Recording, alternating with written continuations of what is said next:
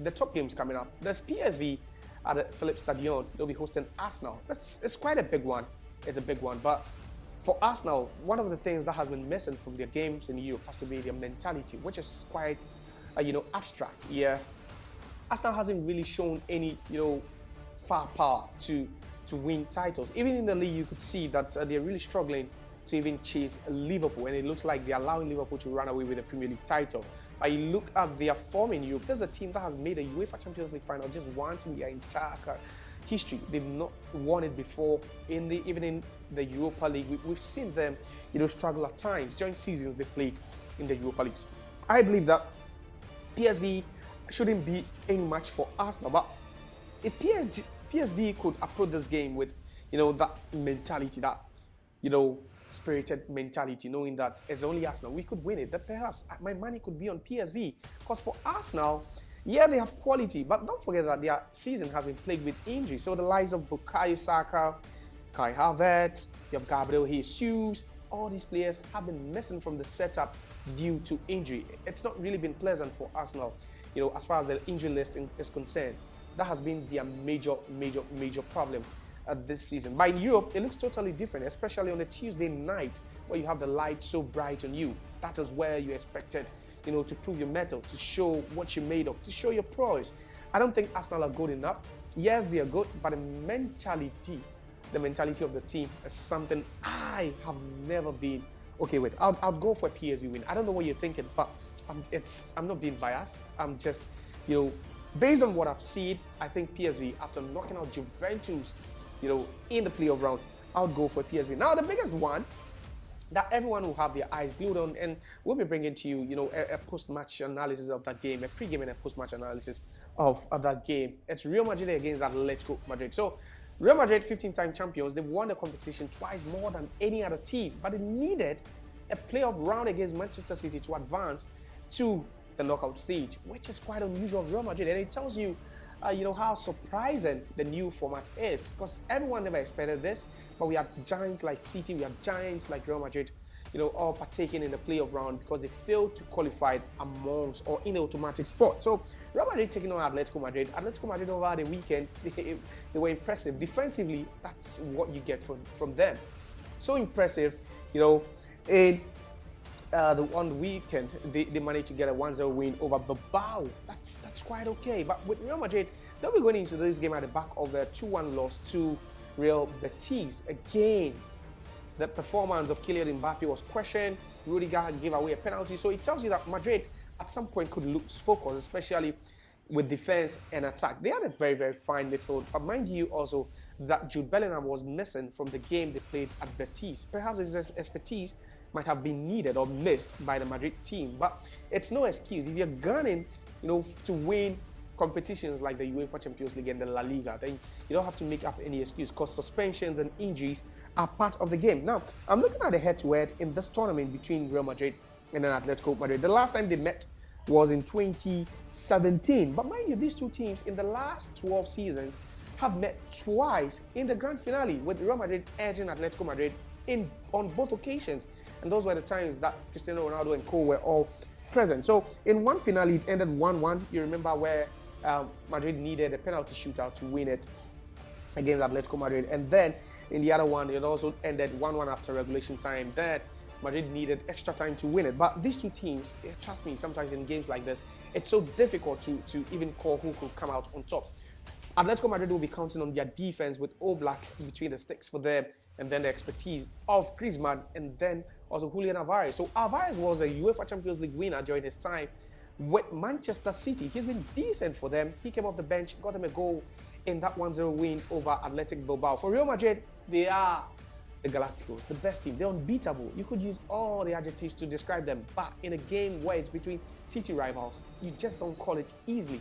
For me, I'm struggling I don't know what you're going for, but I think Atletico Madrid should cause a surprise, especially looking at the fact that they'll be playing away first. There's no away goal rule, it doesn't count. So it depends on who scores more, who is more entertaining, and who is also resolute in defense. Real Madrid, they've got the quality, they have the pedigree, they have the character, they have everything it takes to play in the UEFA Champions League. But I'm just looking at Atletico, and I feel, they could pull the surprise card in this one. So one of the big games coming up, I'm sure you're waiting for my prediction. But I'm sorry, I'm not giving any prediction for that because it's so dicey. There's Dortmund Lille.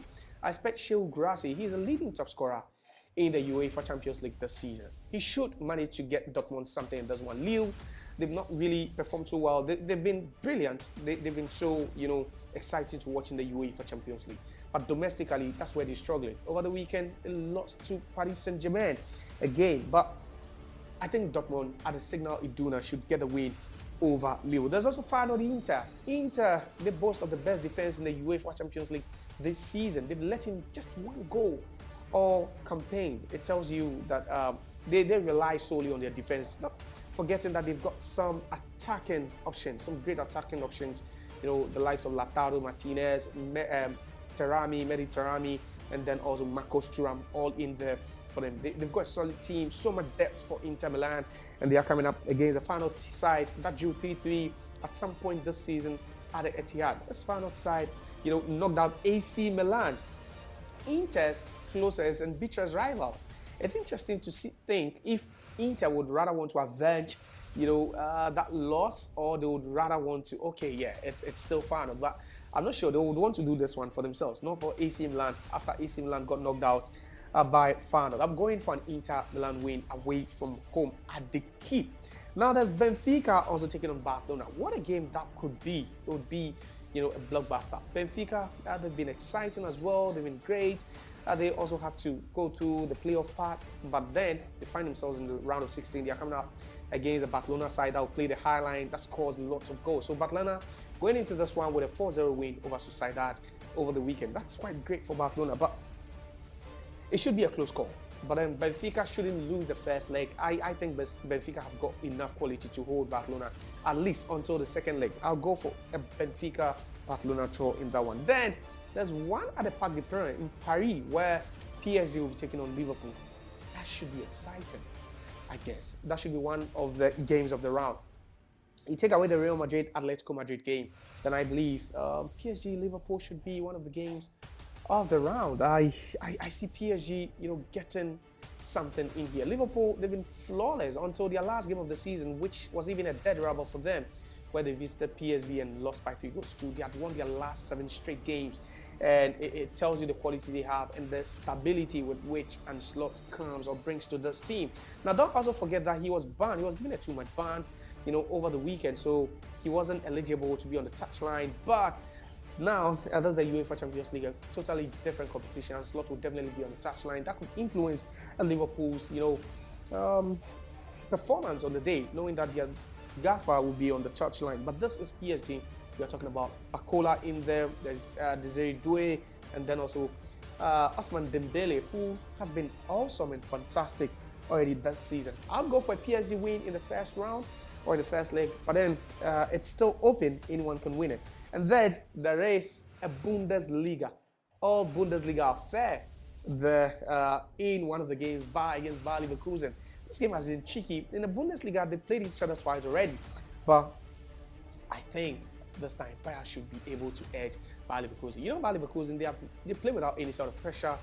They're still hunting and breaching down the necks of Bayern Munich in the Bundesliga. But this is Europe. This is the UEFA Champions League, and this is what makes the big man. This is where you see the teams with the character, the charisma and the aura. I think Bayern Munich have got so much quality. It would be an indictment, on the team and then also their manager if they should be kicked out by Bayer Leverkusen. Leverkusen haven't really shown anything in Europe. Mind you, last season they qualified to the final of the Europa League, and they got battered by Atlanta by 3-0. Ademola Lookman scoring a hat-trick over there.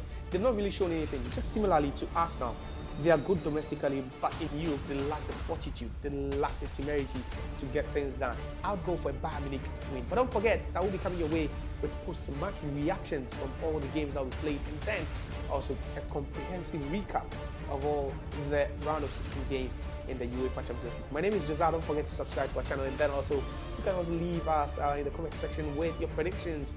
What do you think is going to transpire? There are big games coming up: Atletico Madrid, Real Madrid, Bayer Leverkusen, PSG, Liverpool, Benfica, and then Barcelona. All big games coming up, so you can also have a say in the comment section.